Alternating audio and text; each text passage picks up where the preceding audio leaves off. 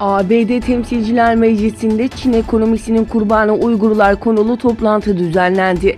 Dünya Uygur Kurultayı Başkanı Dolkun İsa'nın da katıldığı toplantıda Çin'in Bir Kuşak Bir Yol projesinin önemli geçiş bölgelerinden olan Doğu Türkistan bölgesi ve Çin'in önemli gelir kaynağı olan Doğu Türkistan topraklarının önemi ele alındı. Türkiye'nin Rusya'dan S-400 hava savunma sistemlerini alması ile ilgili yeni bir açıklama yapan ABD Savunma Bakanlığı, Türkiye'nin F-35 programından çıkarıldığını duyurdu.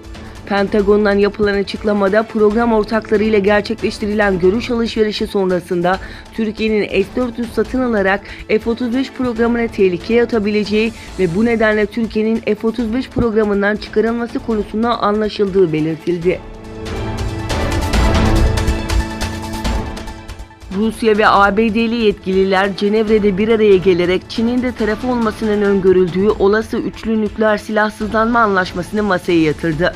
ABD'nin orta menzilli nükleer kuvvetler anlaşmasından tek taraflı olarak çekilmesi ve 2021'de sona erecek stratejik silahların azaltılması anlaşmasındaki belirsizliğin sürmesi, silahsızlanma anlaşmalarında bir kriz yaratmış ve gözler Moskova ve Washington'ın atacağı adımlara çevrilmişti. ABD Başkanı Donald Trump, Çin'in ABD'den tarım ürünleri alımını arttırmaması gerekçesiyle Çin'e ek vergi uygulanabileceğini belirtti. Trump, "İstersek Çin'i endişelendiren tarifeleri arttırmak için çok yolumuz var. Daha tarife uygulayabileceğimiz 325 milyar dolarlık ürün var. Çin ile görüşmelerimiz sürüyor. Keşke halihazırda yapılan anlaşmayı bozmasalardı," dedi.